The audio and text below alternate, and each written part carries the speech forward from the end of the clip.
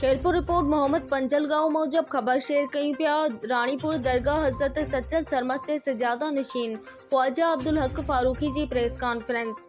Canal Sindh जी तबाही जो सबबु बणिबा। केनालनि जे मामले ते सिंध जी सॼे अवाम खे हिकु आवाज़ बणण जी तहरीक हलाइणी पवंदी। पाकिस्तान पीपल्स पार्टी पिणु केनालनि ख़िलाफ़ तहरीक शुरू कई। जेसिताईं ज़िंदा आहियूं केनालनि खे बर्दाश्त नथो करे सघिजे। सिंध जे माण्हुनि खे दीवार सां लॻायो पियो वञे, जेको कंहिं बि सूरत में बर्दाश्त न कयो वेंदो।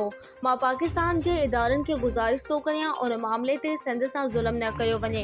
केनाल बाद सिंध जा बच्चा बि बुख मरंदा। इहो कहिड़ो मनसूबो आहे त रेगिस्तान खे आबाद कयो ऐं सरसब्ज़ इलाइक़नि खे बंजर बणायो। 4 अप्रैल ज़ुल्फ़िकार भुट्टो जी वरसी ते उमीद त पाकिस्तान पीपल्स पार्टी बि अहिड़ो ऐलान कंदी जंहिं सां केनाल जो मामलो ख़त्म थी सघे। सिंध सचल साईं लतीफ़ सरकार जी धरती आहे, उनखे बंजर थियण न ॾिबो। दरगाह सचल सरमत जो सजादा नशीन ख्वाजा अब्दुल हक फारूकी।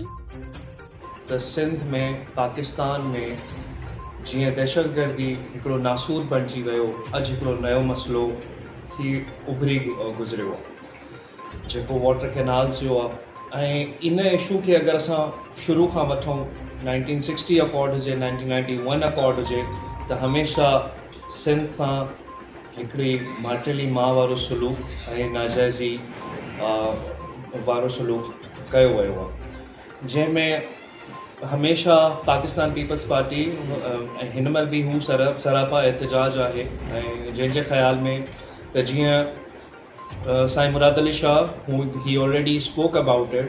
एंड मां कोई टेक्निकल माण्हू न आहियां,